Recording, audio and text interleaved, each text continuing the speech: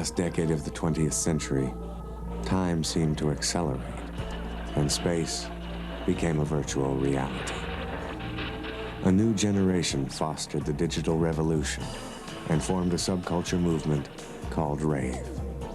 An emerging underground shook apart the status quo using raves in cyberspace to engineer change.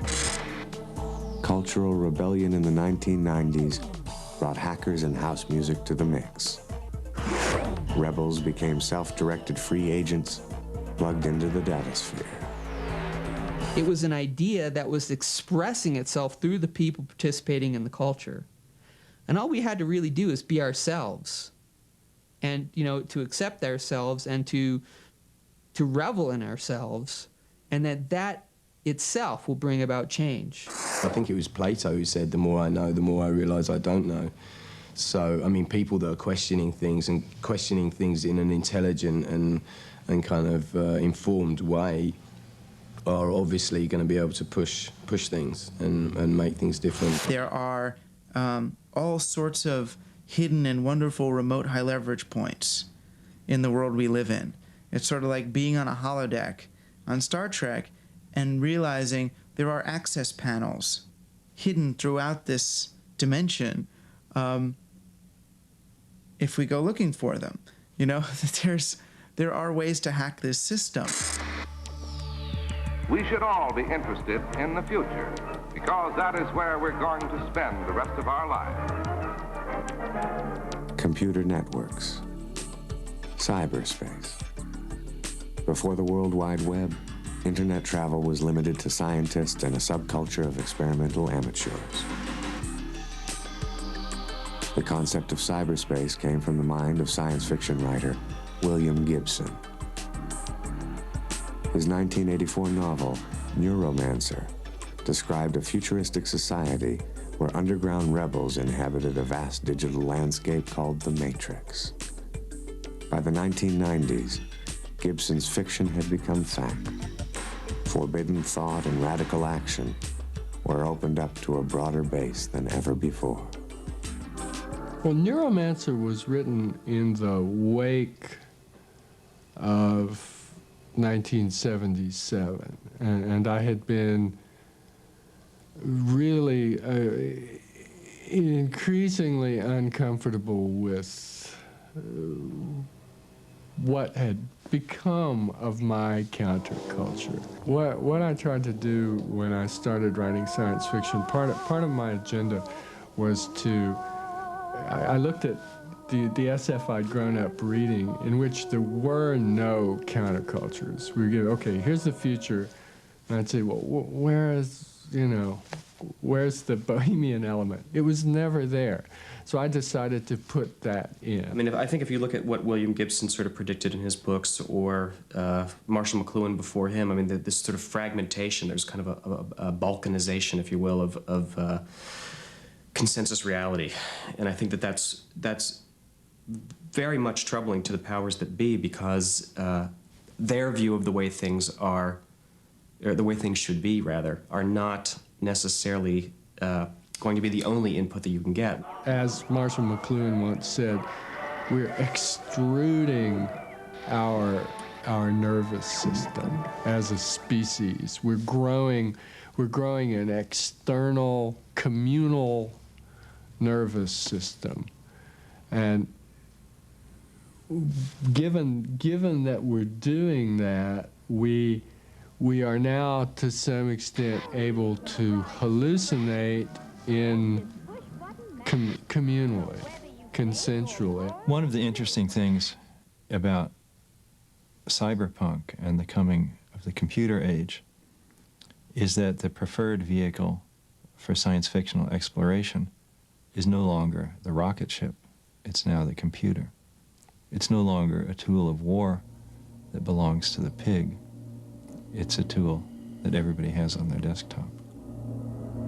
Youngsters are venturing into new and unwholesome worlds. The origins of personal computing date back to the 1960s at the Massachusetts Institute of Technology. By the early 1970s, Steve Wozniak and Steve Jobs the pair who created the first Apple computer, began building devices known as blue boxes. Blue boxes were designed to break into AT&T's long-distance switching grid. Techniques for hacking into telephone systems spread. Underground hackers with pseudonyms such as Captain Crunch and Fiber Optic called it phone freaking. If you go back to the software, hardware people in the 1970s, they were all people who were getting out of college in a time when being, countercultural, being dope smoking, being a little bit to the left liberal side of things, wanting power for the people and all that kind of stuff was ubiquitous. And when Jobs and Wozniak and Captain Crunch and all those people were creating the Apple and all the other stuff, this was, part of their motivation, and the free thinking environment helped to create the kind of consciousness that they needed to be able to come up with something as strange as thinking machines that would be available to people on a mass level.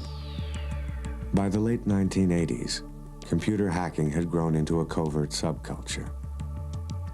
As institutional computer networks developed, so did the private individual's abilities to tamper with them.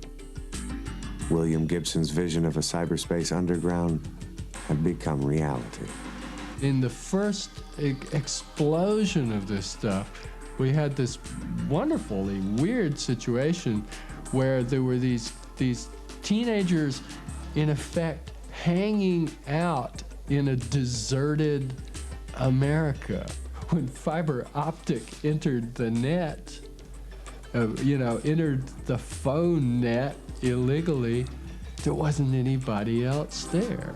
And I think that must have been the thing that was so intoxicating about it. It's like these guys broke into this infinitely large and undefended universe and more or less had free run of it. They sort of created this cultural stream, taking that punk idea of do-it-yourself and applying it to computers and high technology. And it really influenced a younger generation of computer hackers and also people who are creative with, not just hackers, but people creative with the use of computers and design and all that, to have this idea that you can do it yourself, you can grab the stuff, use it, that you don't necessarily have to sign up with the corporate wave in order to create stuff. Now in 1993, when the web takes off and drags the internet with it, all of a sudden the iceberg surfaces. The iceberg had been building for 30 years, but now it's immediate, it's visible, and it's interconnected with everyone across the world. It's hilarious to think of what the sort of prankster possibilities could be, I think, on the internet. And I'm hoping that the sort of original hacker ethos of against the man, against these big corporations, of really just sort of throwing a monkey wrench into the system is going to be picked up on by a lot of people the world over. We are making the social condition where any human being anywhere on this planet can say whatever he or she wants, and nobody can shut them up. That is an extraordinary possibility, because it means that all of those wonderful things that have been gelling in human consciousness all this time, that were shut down by the fact that they were too far out on the fringes to be incorporated into civilization, suddenly get a chance to have to be part of the mix. You've got a much more diverse ecology for thought. We're going from a relative desert to a rainforest in terms of ideas. And I think that's a good thing.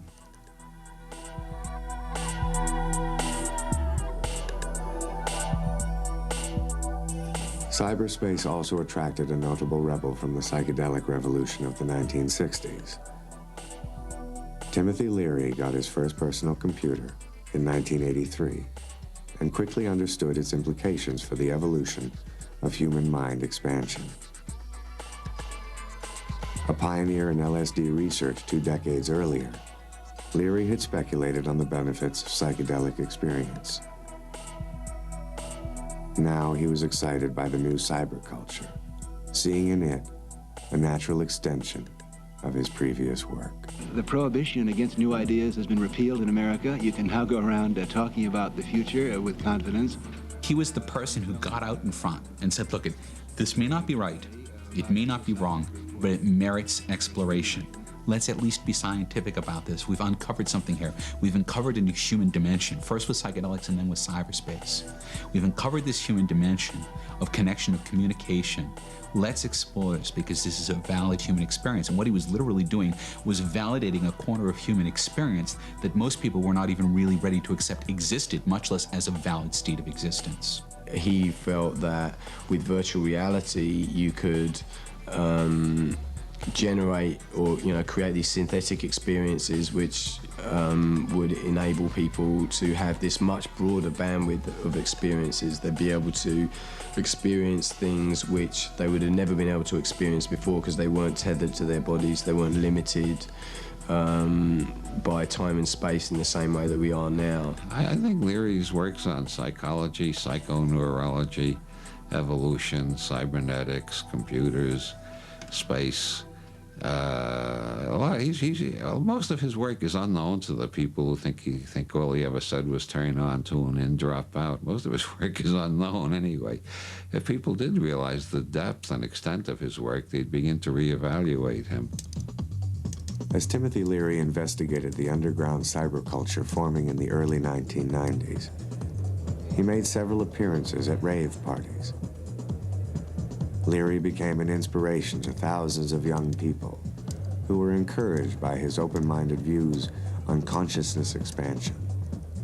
I remember the first rave that I know of that he came to up in San Francisco. There was a crowd of like a couple hundred hardcore San Francisco psychedelic rave people, and it was just like a natural connection, you know.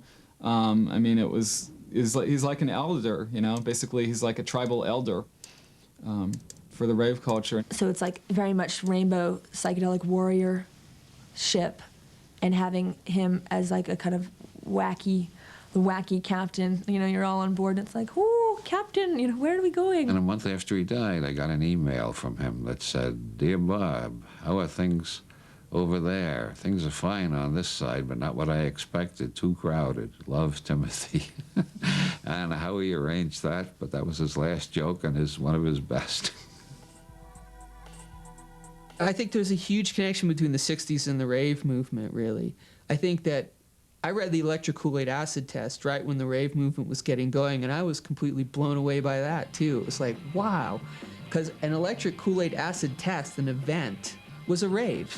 Straight up, it was a rave. You had a whole bunch of people, more or less on the same drug, having a group experience, being, manipulated by the lights and the sound. My view is that rave culture is really chapter 2 of what the 60s was chapter 1 of. And it's the revival, moving forward of the basic project, of the whole 60s hippie counterculture, which was one of personal freedom, self-expression, and finding some kind of a communal unity, rejecting a lot of the values of a hierarchical, consumer-oriented society. Raves began in the late 1980s, when DJs at private parties began mixing records and adding their own sample percussion tracks, making music called acid house. But it wasn't until British musician and performance artist Genesis P-Orridge began experimenting with acid house that a subculture rave movement would develop. Genesis P-Orridge's influence on underground culture began in the 1970s with a series of performance installations called the Coombe Transmissions. In 1975, he formed the band Throbbing Gristle, breaking new ground again with what was to become known as industrial music. In the 1980s, Genesis launched perhaps his most controversial artistic project. It was called Psychic TV, combining elements of industrial music with techno-pagan rituals. Psychic TV helped spawn the emerging underground house culture. Though most people probably won't admit it, Genesis invented the acid house movement. You know, the cum transmissions and what he did. Listen to some of those early recordings, 71, 72, 73. I mean, that is the true lineage of ambient music. What Genesis did were rituals. These open-ended rituals where a whole bunch of people would come together. He'd make these sounds, and he wouldn't know where he was going or exactly what it was, but it was a transmission, both from him to his audience back. I've always had this compulsion, if I think of something that seems curious or engaging, that I have an obligation to actually try and do it, whatever the risks. And I think that's true of many people that catalyze the way that society changes. Let's assume that what we're told we could be or we should be is told to us by someone with a vested interest in us keeping quiet, behaving and serving their purposes. That would make sense. That would be sensible if I controlled people to get them to do what I want. Therefore, if we don't do what people want, if we don't do that which is expected, the odds are we're doing something that's more to our own benefit, because something is suppressed by society deliberately. Therefore, we release it by refusal. And that's kind of how industrial music and industrial records first began.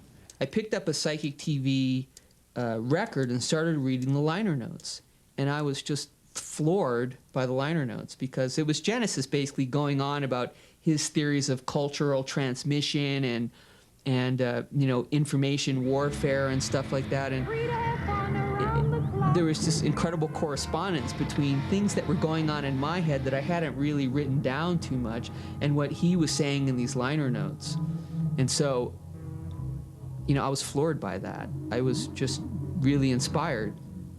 So, I mean, Genesis was always, as far as I could observe based on the information that was coming through about him, just way out there, and that is rebellious just by virtue of how far he is from the rest of us, or the culture at large. The techno-pagan thing grew slowly through cross-fertilization and observation of different threads.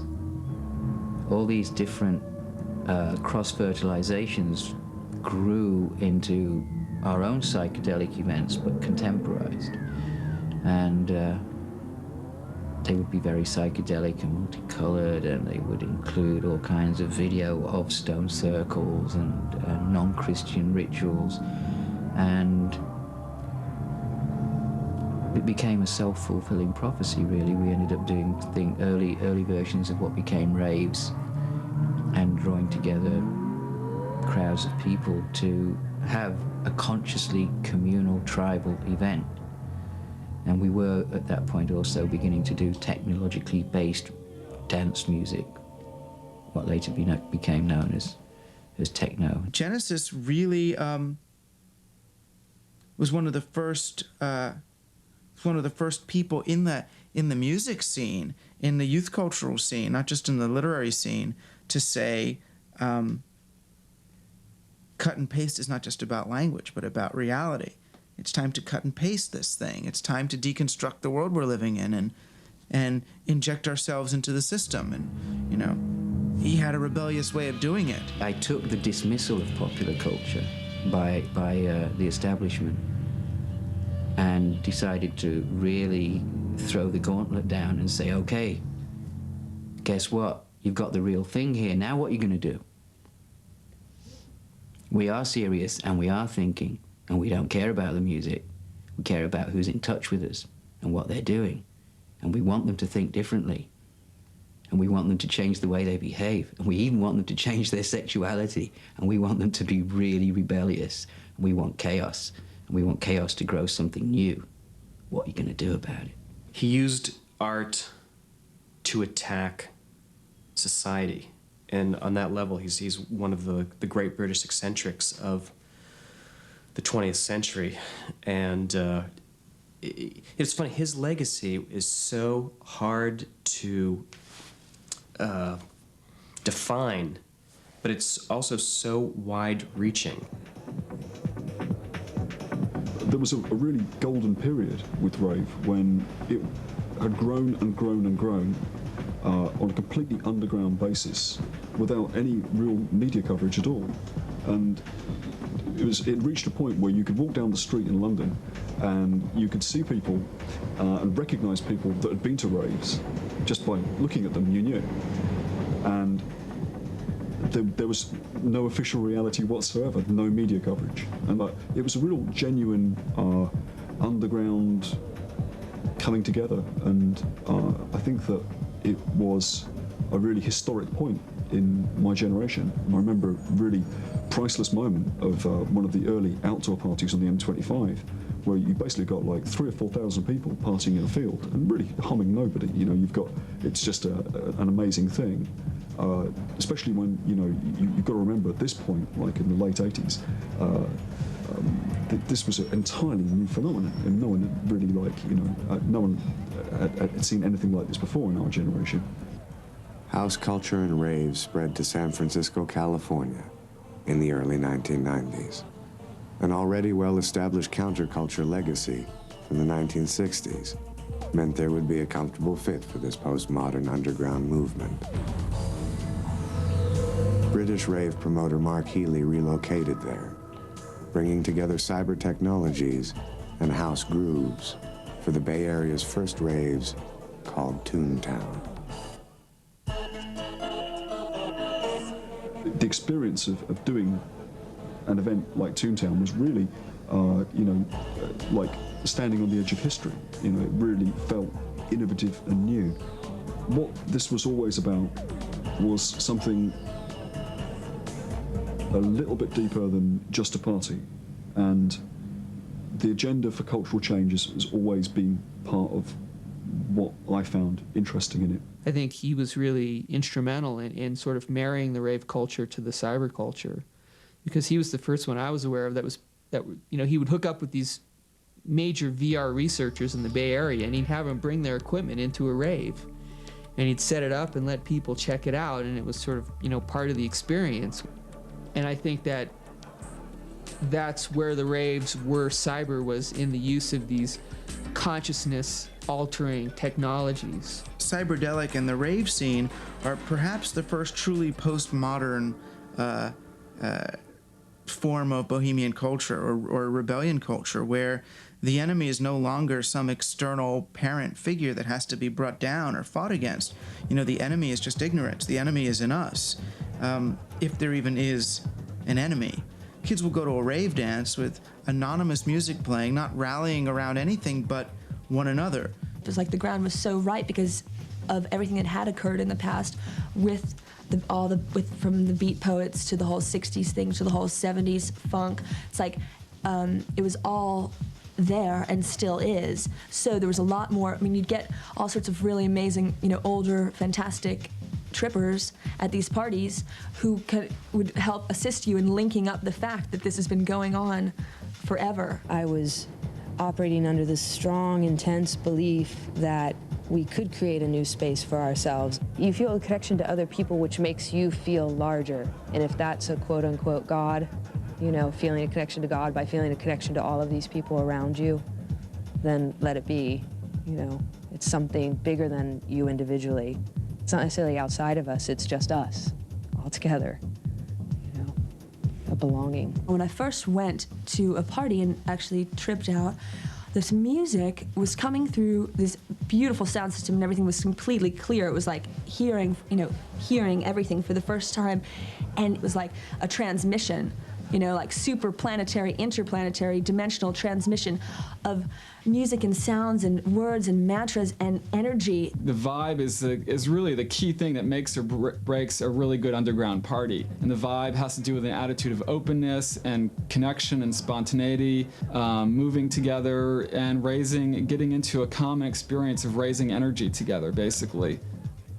I mean, the vibe on the dance floor is where it's really pushed to its max. What powers rave culture is the communal experience, everything else detached, totally focused in with the energy of the music. Time is completely irrelevant. You're unaware of your sort of earthly kind of surroundings. You're just in this sort of connected consciousness with thousands of other people, and it's like really powerful experience. Largely unknown to mainstream society, rave culture had adopted a new drug as its mind-altering tool of choice. Known as Ecstasy or simply E, it was the latest technological breakthrough for expanding consciousness. A cyberdelic extension of what LSD had been in the 60s. Ecstasy is not a psychedelic, or it's not a hallucinogen like some other psychedelics like LSD. It's not a major psychedelic.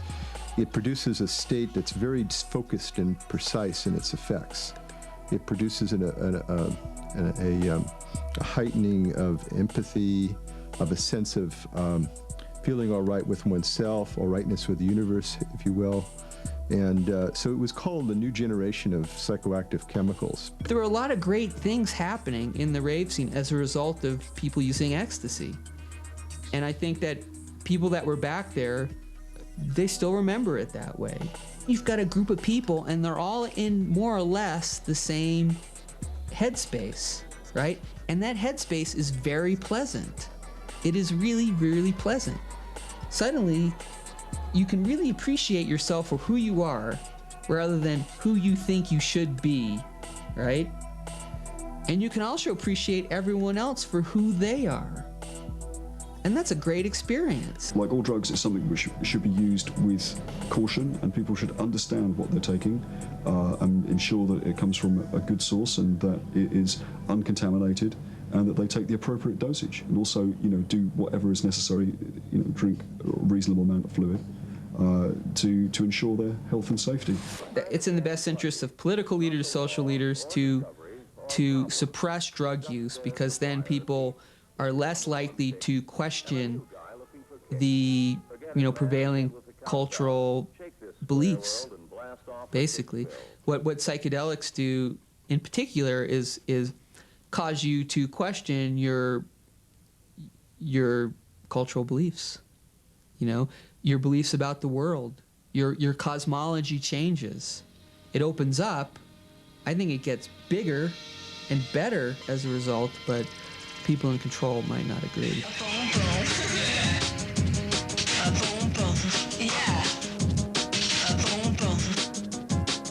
Another innovation of rave culture was known as the smart drink. Formulations of amino acids and herbal extracts designed to enhance the house experience. Smart drinks were sold at early Toontown raves. The Smart Bar was operated by a young California woman calling herself Earth Girl. She brought a lively, hip sensibility to the new underground phenomenon. We'd always had this whole good medicine show theme, and then we just set out and, brought this kind of like Lucy's psychiatric, like super crazy psychedelic lemonade stand to a place where the kids, because alcohol and E do not mix, and alcohol and dancing is really, really messy, and you're going to dehydrate yourself really quickly. So the whole idea was how to get you to the place that you needed to go to keep yourself high and happy and positive and, fully set for an entire night out. Looking at the self as a finite biochemical machine, how can I enhance myself? Not just the idea that when you're sick you take a drug or you go to the doctor, but when you're well, why not make yourself better? I think that's kind of the underlying key idea behind it, which kind of unifies it with other aspects of this culture. The combination of neurotechnology, of virtual reality technologies, of large screen projections using fractal imagery, computer-generated imagery, the smart bar movement, all of these things were natural things to put into this environment. It's like we're going into an environment and we're going to create something which is intended to produce an experience which liberates, and that was the design criterion of these events. it touched a nerve in our collective unconscious, which contemporary culture is completely denied. You go to a rave, and because it was so new and a lot of people were on entheogenic drugs, there was just a lot of the social kind of barriers and class and race kind of barriers were sort of taken away for 8 hours. So that a lot of people that were involved in those kind of rituals said to themselves, man, this is the way it should be, you know, and went and made a culture based upon that. The whole old structured fiber, you know, of this like calcified nation state just like falling away at the seams because of the individual's awareness. And you look around and everyone else is doing it. And it's not just, I just don't mean on the drug culture, it's like everyone's like, you know, going for it. Ravers, by and large, aren't really out to destroy anything. If there's a system they want to change, it's probably more like they want to tickle it to death. You don't take the monster head on, you know, because if you do, I mean, we've seen what happens throughout history. If you go straight up against the powers that be in a way that you know triggers their reactions, you get stomped on.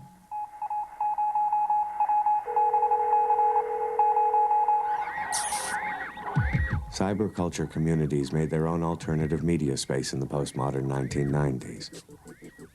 The underground press was always a place where nonconformist perspectives could be heard. For counterculture tribes at the end of the second millennium, that place was called Mondo 2000. Devoted to revolutionary technologies and post-industrial lifestyles, Mondo 2000 and its creator, Are You Serious?, became a window on the essence of the cyberculture underground. Aryu's crazy. He's brilliant and he's crazy and he's subversive. He's someone who has been, I think, integral in sort of midwifing the modern age. He's certainly been there agitating, covering, talking about it, writing about it, and making sure people knew about it, or that if they didn't want to, they were going to have to ignore him in the proposition. And Mondo reflected a do-it-yourself aesthetic about everything from virtual reality down to designer drugs down to music. And this is what it was really about. It wasn't afraid of technology. It wasn't afraid of the future. It was very pronoic. It thought that things were going to turn out well. But it also demanded that people who were involved in that culture be as intelligent, as well-educated, as well-read as they could be. So in that sense, the ideal Mondo reader back in 1990 was someone who was intelligent and experimental. Looking at the flow of trends and countercultures and zeitgeists, I've always wanted to be able to tap into whatever was the essence of the cultural moment. And I think to some extent I did that with Mondo 2000. Mondo 2000 was an amazing source of inspiration for me. I think that it was the first kind of voice for me of an emerging cyber nation. A funny thing about the Mondo people was that none of them was really a computer programmer at all. The idea of hacking was more a matter of things that they would do with their own brains. Hacking the human biocomputer. Are You Serious was the guy who put together a lot of these memes, a lot of these ideas into one place. He was really good at, and still is, but it was most important in the early 90s when these ideas were popping up. He was really good at looking at very different areas of culture and saying, oh, this is important, oh, and that's important, and this is important, and putting them in his magazine or talking about them at the same time. You told me that one time a guy who was, I guess, in the CIA said that, we read Mondo 2000 to keep abreast of what's going on in the underground, and he just laughed and said, that's really pathetic because we're making it up as we go along. With corporate control of media outlets brokered into fewer and larger power blocks in the 1990s, cyberculture dissidents rallied against this ominous development. That lead to a new and better mode of living for all of us. The immediate underground openly questioned the ethics of mega-corporate intrusion into public spaces. A practice known as culture jamming was adopted by collectives around the world. For all of us. The internet became an alternative to traditional media sources. For all of us. In 1996, Disinformation launched its blend of anarchist and counterculture resources into cyberspace. To a new and better mode of living. Its sponsors, the giant media conglomerate TCI, were completely unaware of the website's content. For all of us. A cyberculture prankster had tricked corporate America into investing $1 million to promote social rebellion. The whole story of how Disinformation got funded is essentially the Emperor's New Clothes updated as a corporate fiasco in 90s America. None of them looked at it. The ones who did not want to admit that they weren't hip enough to get it. So everybody just sort of looked at me, non-comprehending look. Oh, looks great. And we got over on it. I mean, in the one meeting where I actually presented the material to TCI, the guy who looked at it did a search on the search engine for Hitachi, of all things to type in, and the first thing that came back was sex, Scientology, Satanism, and suicide. And you would think that this might set off a few bells, but apparently not. I mean, when the meeting, I think, what did the guy say? Well, this isn't my type of thing, but I can see why other people would like it.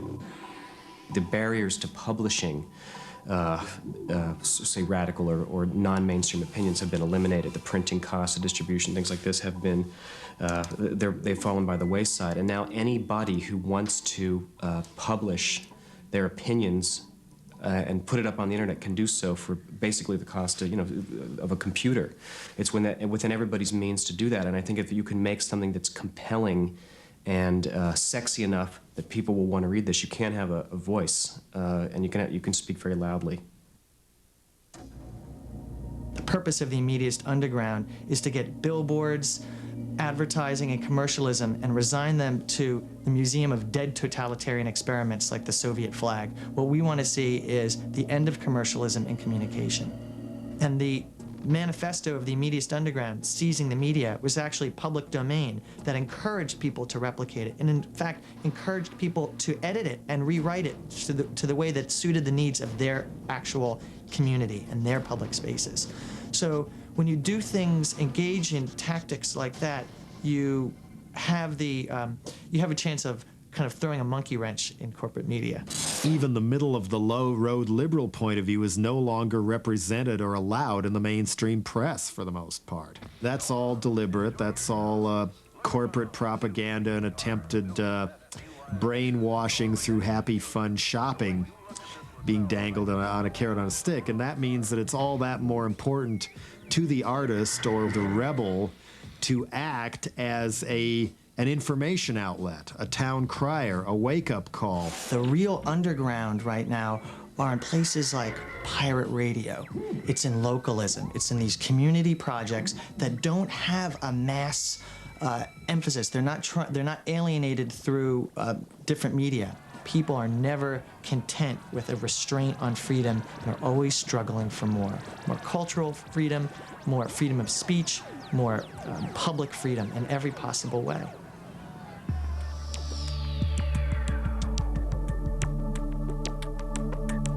As ideas and methods for challenging the status quo are continually sent into the electronic datasphere at ever-increasing speeds, we may indeed be at the end of history. A social history shaped by conflict and dissent may be as old-fashioned as linear time itself. With cyberspace opening up a global mind, free from rigidly centralized authority, counterculture movements may soon become a thing of the past. The way that countercultures affect us is really subtle and really, really pervasive because we mine them. The mainstream culture mines these areas for novelty. In a sense, I think that countercultures exist to produce novel material, which is then sort of selected out and put into the market and creates variety. Corporate society has used the very handles of youth rebellion and cultural rebellion for its own uses. We've seen that in The Gap, we've seen that in MTV, we've seen that in a number of these corporations that get the very language and the very images of our rebellion and use it to turn profit. These big corporations kind of encourage people to think that they are rebels and go and buy Levi's or use an Apple computer or whatever, you know, so it's sort of become very kind of twisted and morphed by the marketing men, you know. The economy is kind of structured itself in a way in which being different is actually kind of a good consumer choice. The counterculture is either so quickly absorbed, co-opted, or so easily broadcasts itself into what was formerly called the overculture that the distinction has become irrelevant now. So the difference is that an idea stays countercultural for maybe 6 minutes at best, and then becomes, if not accepted, at least it becomes part of the overall operating system.